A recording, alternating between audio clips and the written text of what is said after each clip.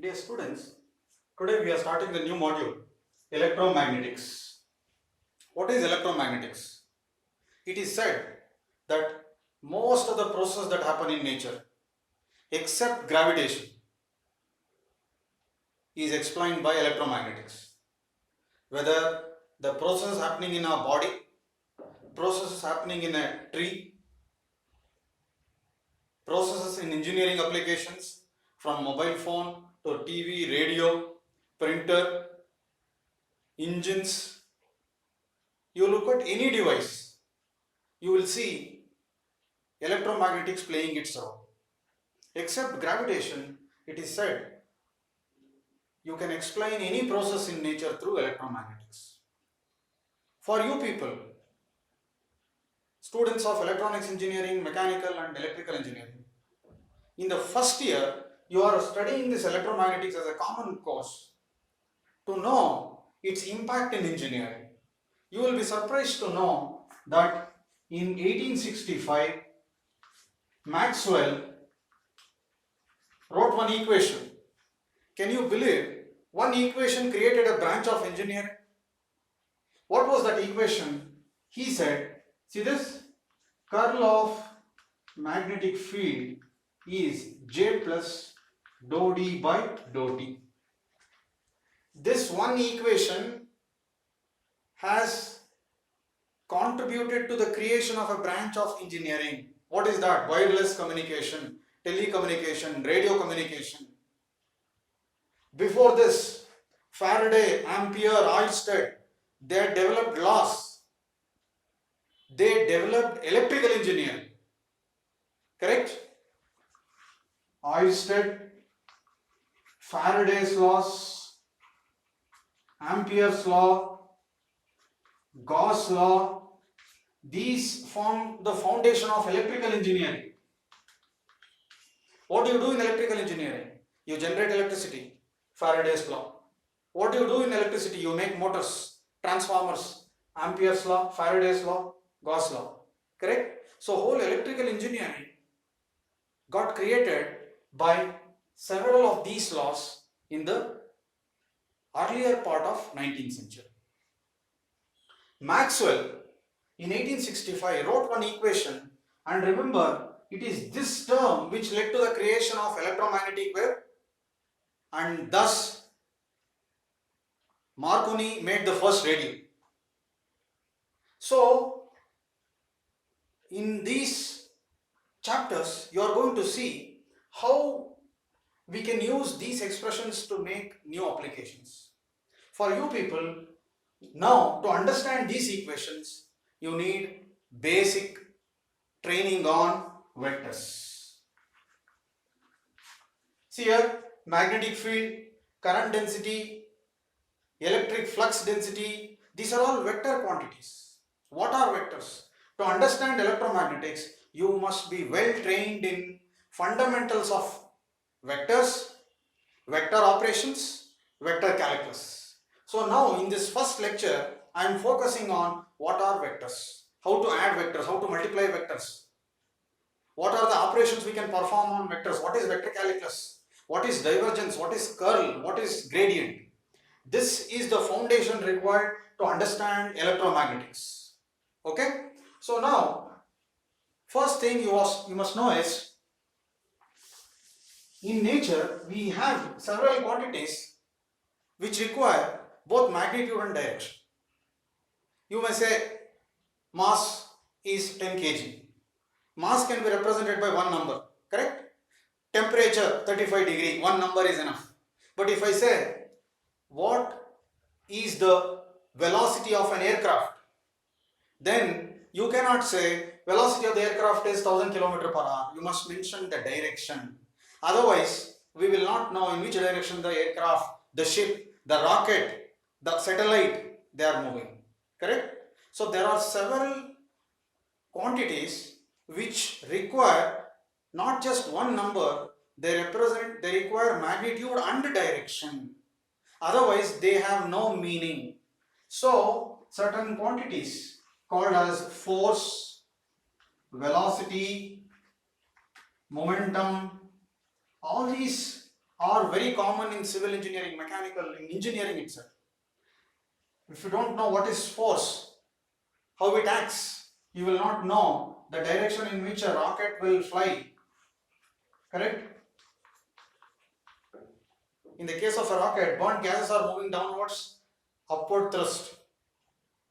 Now, velocity, aircraft, underwater vehicles, any object that is moving, for that there will be some force acting, it will have a velocity.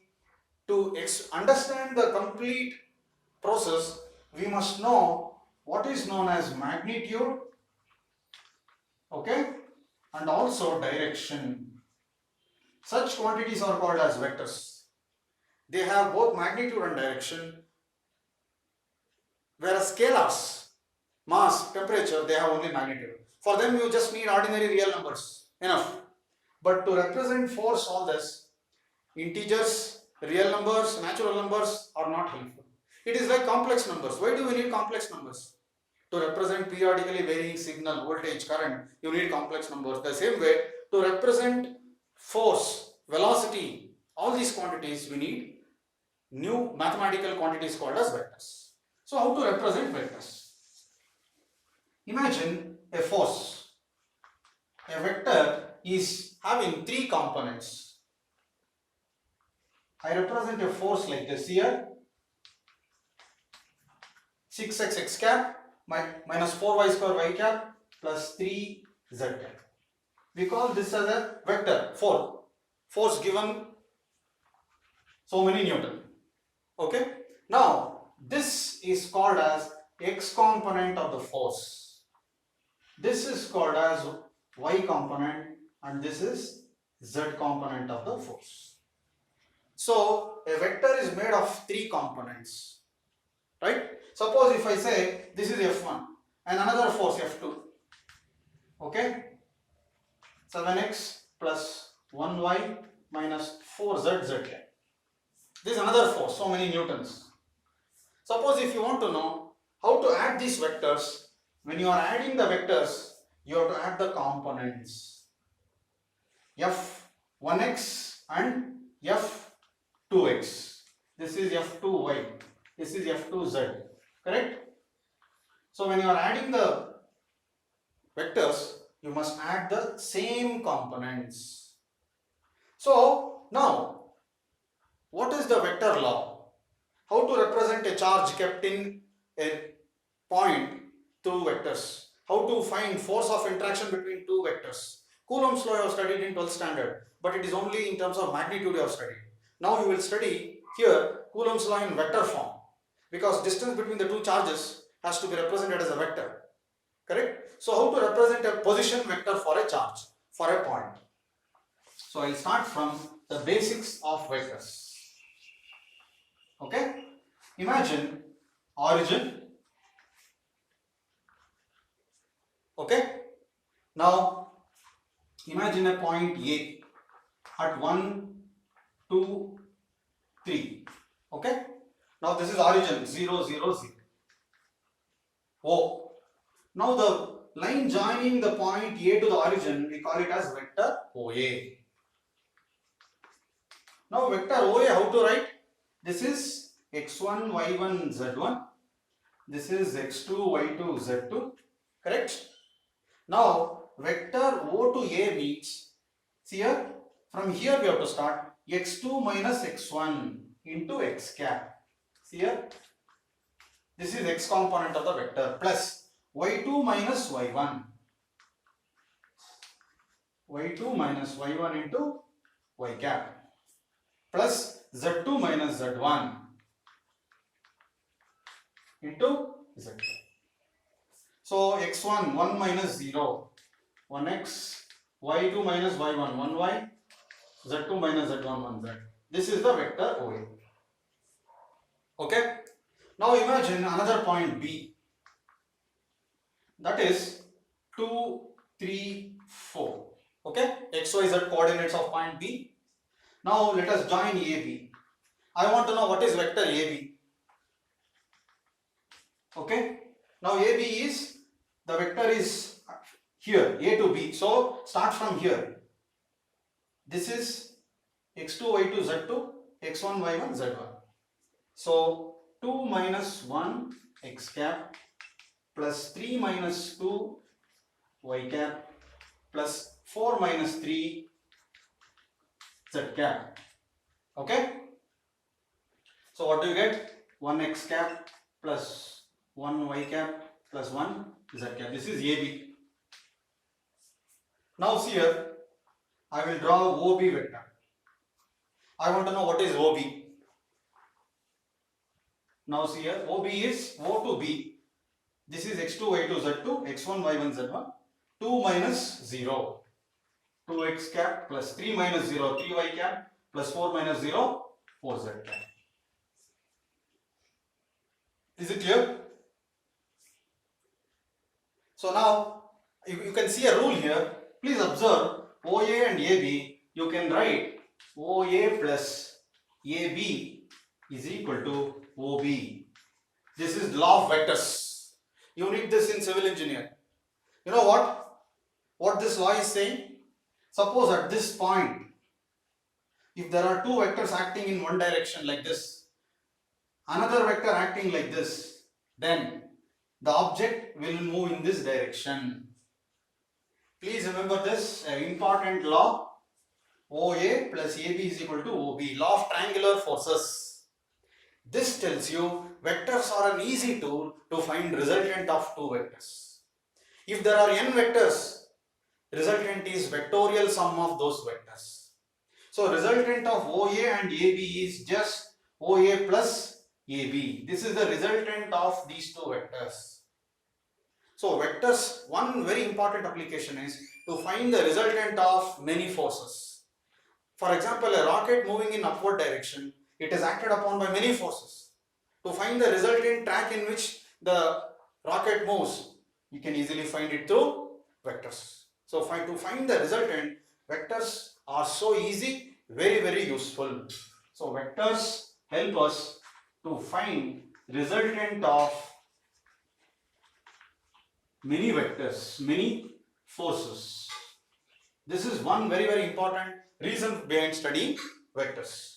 So now I'll give you another example on vectors. Is this clear?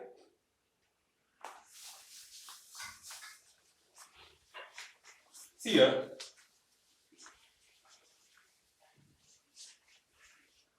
Now see here. Suppose this is a rocket. Okay, rocket has to move upwards through, so upward force is F1. Okay, now imagine there is wind blowing in this direction. That is wind. That is another vector. Okay, now imagine if it is raining during the time of launch, raindrops are falling down. So vector R, raindrops.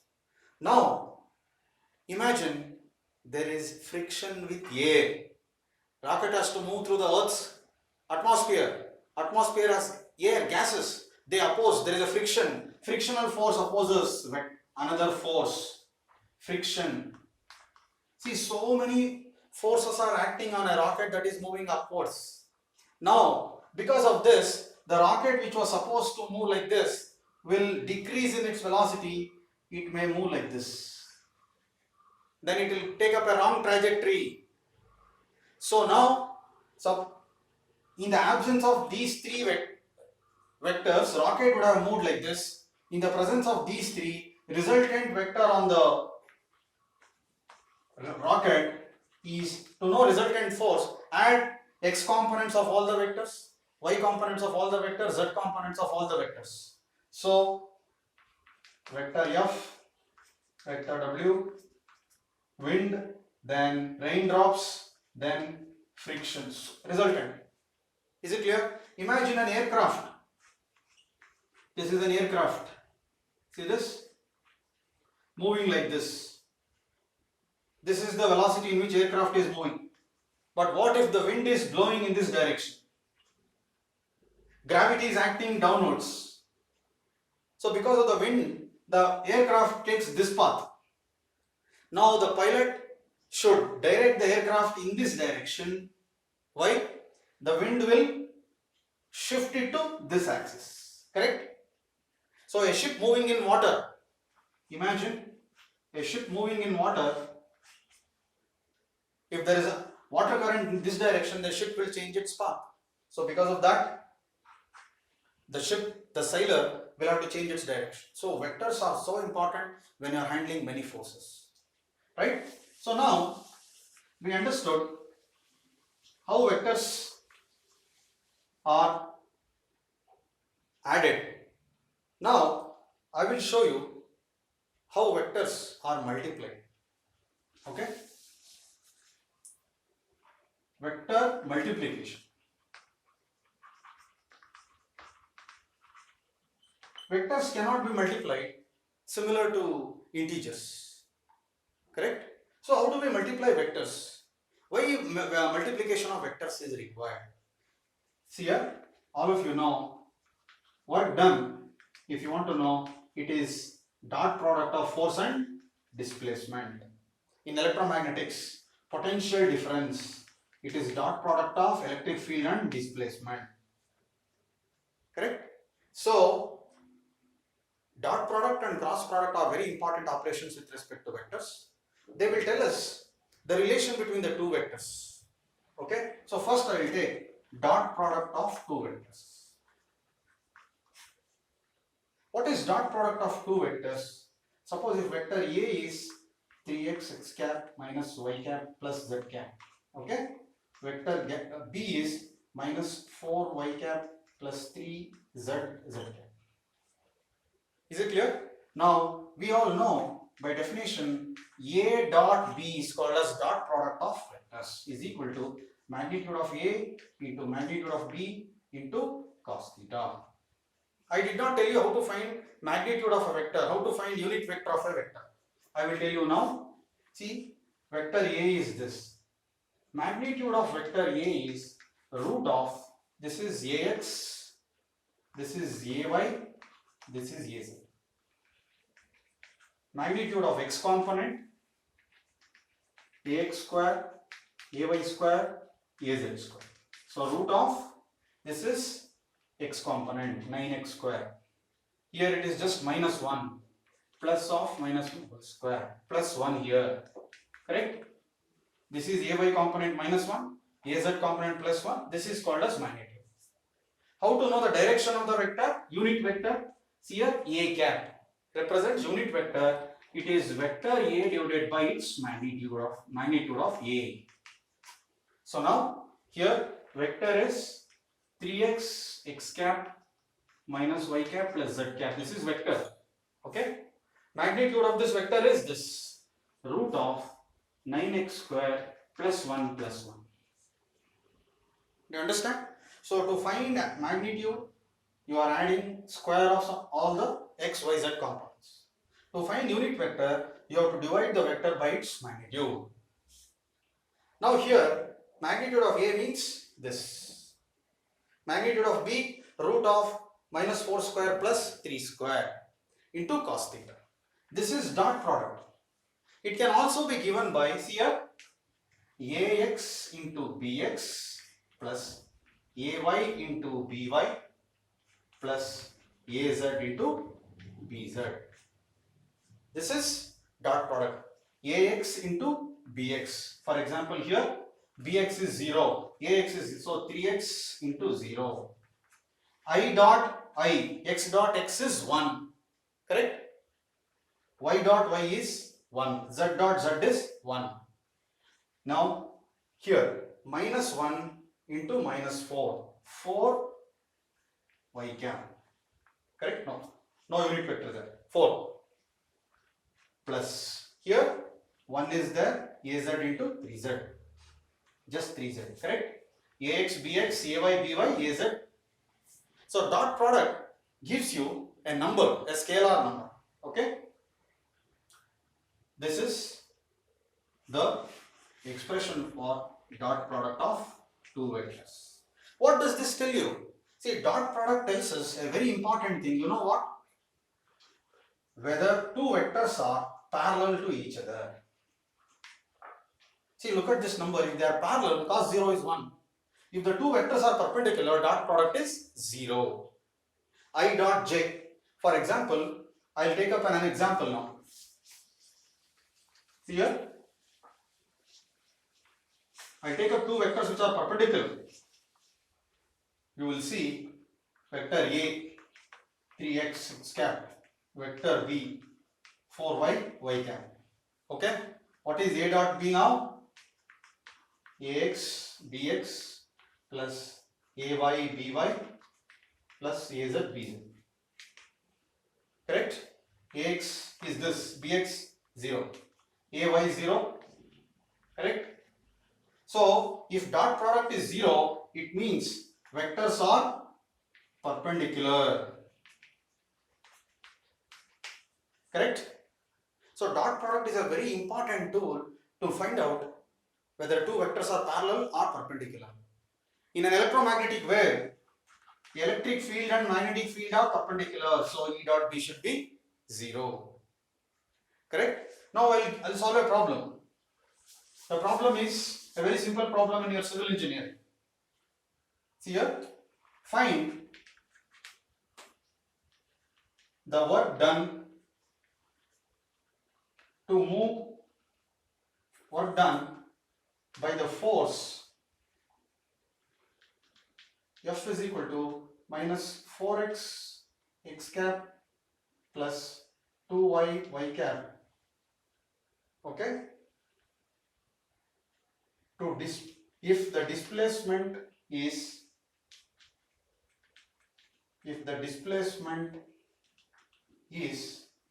x is equal to 2 x cap plus 4 y cap.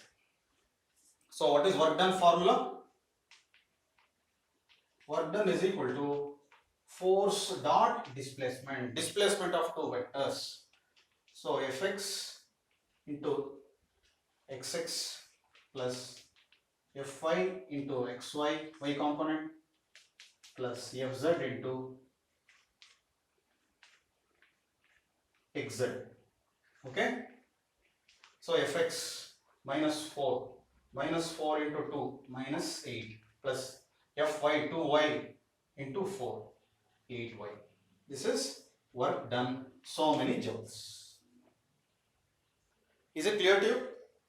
So your work done is very important in electrostatics. How? Why? Potential difference is equal to electric field into displacement. Next I am going to discuss another vector operation called as cross product of two vectors. This is opposite to dot product. Means cross product will have maximum value if the two vectors are perpendicular to each other. Cross product of two parallel vector is 0. Is it clear? What is cross product? This tells us whether two vectors are crossing each other, intersecting, whether they are perpendicular. Dot product means whether two vectors are parallel to each other. Okay? So cross product of two vectors, I will take vector C and D. I am not taking A and B because I have shown you A and B as dot product, right? Same two vectors cannot have cross product if they are parallel. So I am taking two different vectors. Now observe this. Vector C is like this, 2xy x cap minus 4y y cap plus 2x z cap. Understand this? Here D minus x square x cap plus 3z cap. So I have taken two vectors C and D. How to define cross product of two vectors? See here, C cross D. Cross product of two vectors is given by magnitude of the vector, two vectors, product into sine theta. It is still incomplete here. Into unit vector perpendicular to both C and D. This is also equal to, see here, cross product is given by a determinant I, J, K, correct? So Cx, Cy, Cz, Dx, Dy, Dz. So now observe this, I, J, K. What is Cx? 2xy. What is cy? Minus 4y. What is cz? 2x. Now dx. dx is minus x square. dy 0. dz 3. So evaluate this determinant. You will get c cross d. How to evaluate this? Very easy. See here.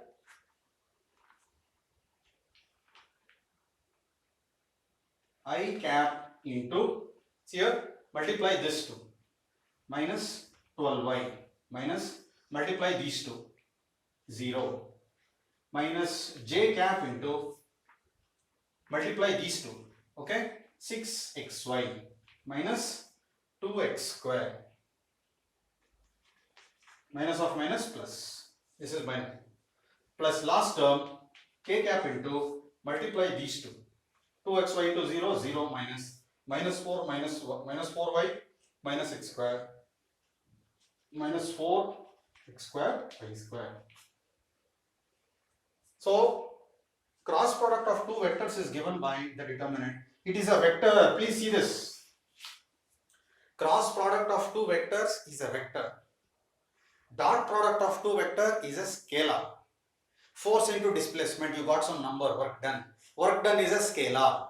Potential difference is equal to E dot dl. Correct? Potential difference is a scalar. So dot product of two vectors gives you scalar quantity. Cross product of two vectors gives you this. Now, if the two vectors are parallel to each other, what is cross product? I'll give you an interesting example now. See this? I'll change C and D now. I'll make them parallel to each other. Parallel means, you know what? Here, vector C is equal to